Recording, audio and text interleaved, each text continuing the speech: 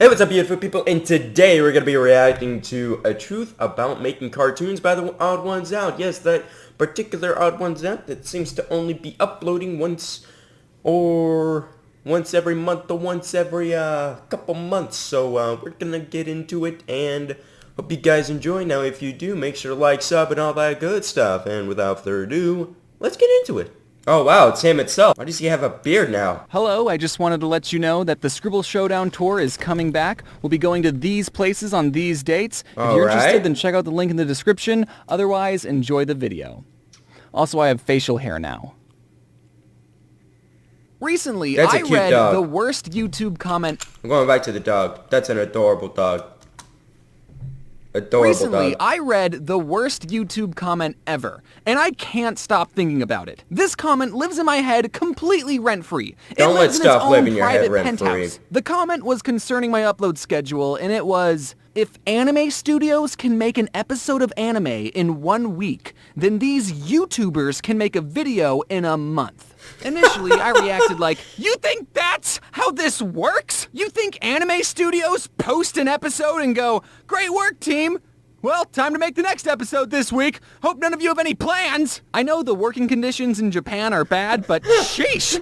I guess all the animators are just slacking off between seasons then, huh? And as I thought about it more, I realized, I can't get too mad. This person is just uneducated about the animation industry and is probably a minor. And then I thought, hey, I know a bit about animation behind the scenes. Maybe I could talk about being an artist and educate people on the animation pipeline. So that way, I won't get any more uneducated comment. For this video, when I say artist, I'm going to be talking about...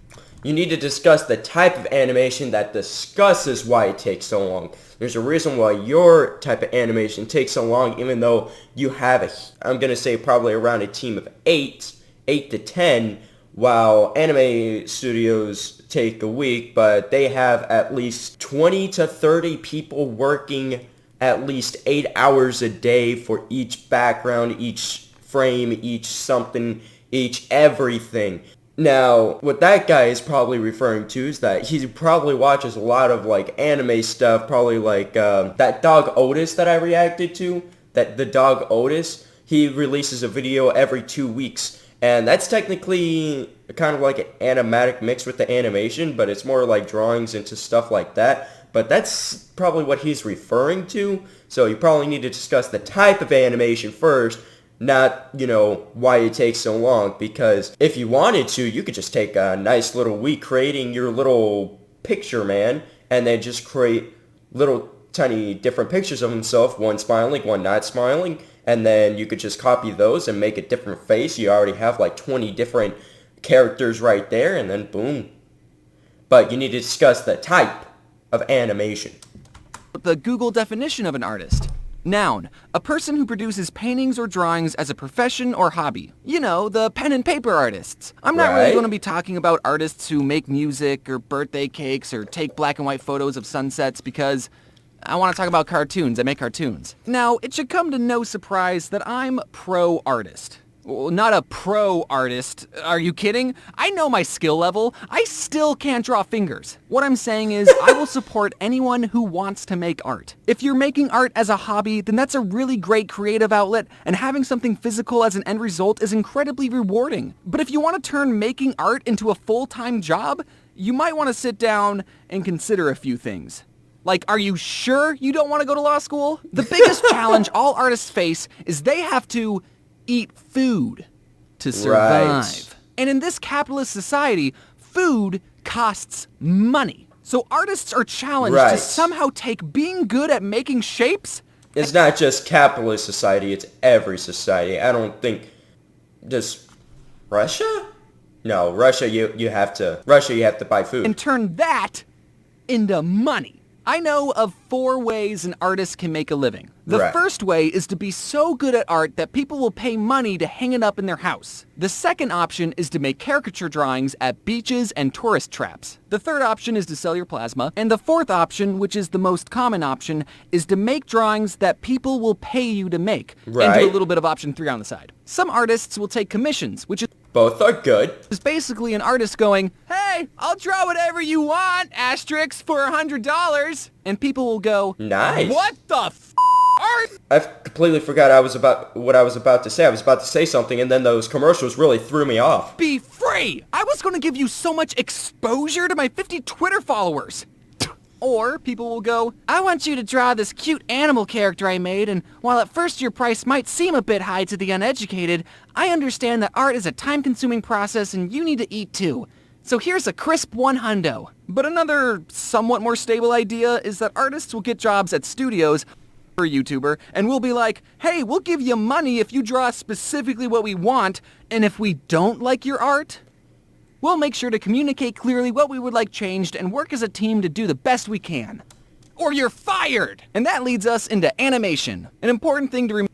Right, exactly what I did when I had an editor for about 2 months. Now, don't get me wrong, the editor was really damn good. He did stuff that I couldn't do anything with the software that I have. I still can't do what he did with the software that I had. And then I would still, if he came back, I would still gladly pay him to keep on doing more stuff for me. But, you know, even the stuff that he did, I was willing to pay him like $20. And then he's just like, oh no, bro, just give me like $3, $5. And I'm like, a vid. And I'm like, bro, that's a little underwhelming. So I just made him create a couple thumbnails because because I personally like to, you know, probably overcompensate. So as soon as I would say, hey, can you make an intro and can you add this little touch? And then I would be like, oh, okay, here's like $25 for that because we never discussed a price for stuff like that. So I'm like, okay, here's $25. And he's like, dude, why you give me that? And I'm like, brother, I know that you spent your entire week, because I'm pretty sure he was a student. He spent good majority of his weekend on it, and I'm like, I'm gonna at least try to make your weekend a good weekend because you could be doing different stuff besides editing. Remember for animation is that drawings equal time plus money. Exactly how much time? Well, to answer that one commenter's question, no, an anime studio does not make an episode of anime in 1 week. I think. South Park is what making an episode in a week looks like. And truthfully, that's very impressive. I take months trying to figure out what the heck I'm even going to talk about. Making a single episode of a cartoon from scratch takes about 2 years. Don't believe me? Well, let's see what Yakko from the 2020 Animaniacs has to say in the very first episode. At least, we still think there's a President Trump. You see, the writers are writing this in 2018. Now that doesn't mean it took 26 years to make the first season of the Animaniacs.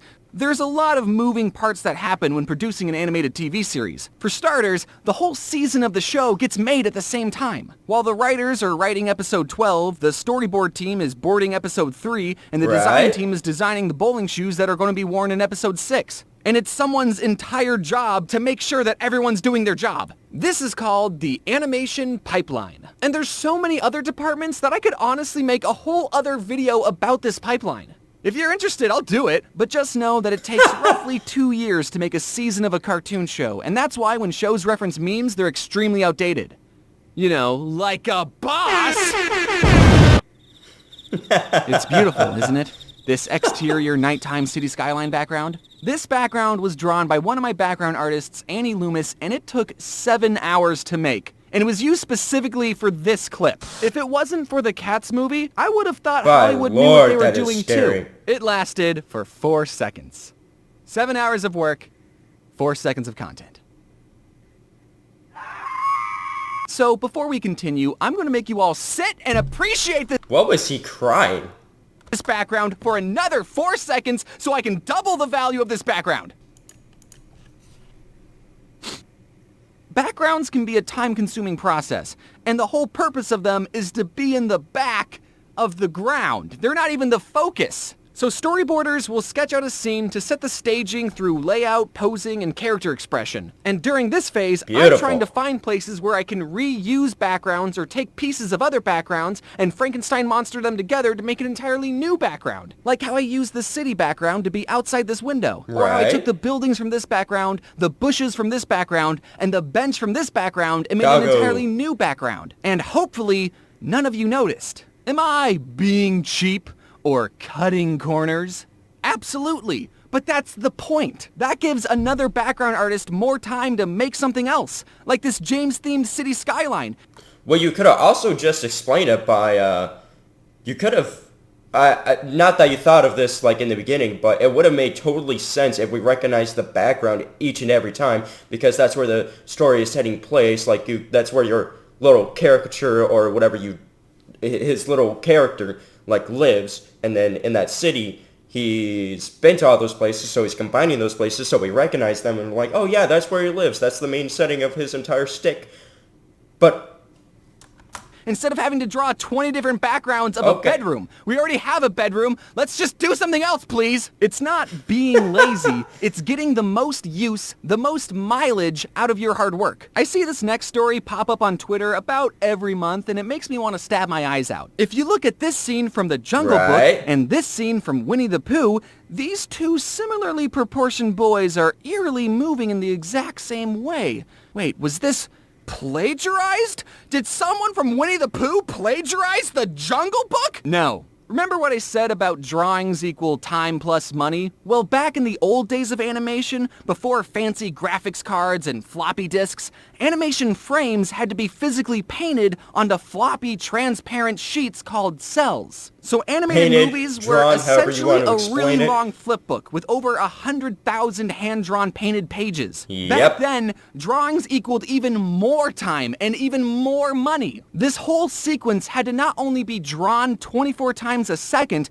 but it also had to have the correct timing to look like a little boy was jumping on rocks. Just because you drew 24 Mowglis doesn't mean they're gonna look good when you play the frames together. So if you're making a cartoon movie in the 70s and you need a scene where a young boy character is just being a dude and throwing rocks, and you need a really climactic fight scene, are you going to spend the time and money drawing another boy throwing another rock when someone else already did that 10 years ago? Or are you going to reuse the animation the studio already made and then have more time and budget to make an even epicer fight scene? If these movies were from two different studios, have the latter. Then yes, that would be a completely different story. But Disney owns this movement of our boy Mowgli, so they're allowed to use that movement on our boy Chris. Turning your art into a full-time job is very difficult. I'm extremely lucky to not only have this opportunity, but to be able to build an amazing team of talented artists to create these cartoons and share them with you. And because of you watching these videos and supporting me, I'm able to reinvest money into the team so we can make better quality content and I can support more artists. It's a win-win symbiotic thing we got going on.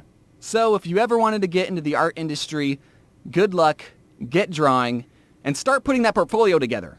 I hope you all enjoyed this art rant. Considering that this video was all about artists, I of course have to give the biggest shout out to all the people on my team who made this video possible, so thank you everyone. I also want to clear up a line I said about how I will support anyone who does art.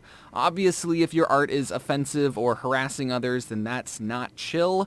I just didn't want to Okay, enough with that. But that's going to be it for today's video. I hope you guys enjoyed. If you did, make sure to like, sub, comment, and all that good stuff. Pretty much all the stuff I said in the beginning, I accidentally repeated it. I apologize for repeating, but I don't really apologize because, you know, I'm just reminding you. You don't have to do any of that stuff, but it would be greatly appreciated. We are on the road to 1,000.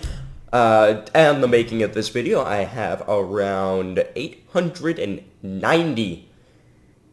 Now, I know I don't really express this so much, but I am like a jittery little girl who just got a new doll. I am very damn excited and appreciative of you guys. Thank you so much for the support, and without further ado, see you in the next.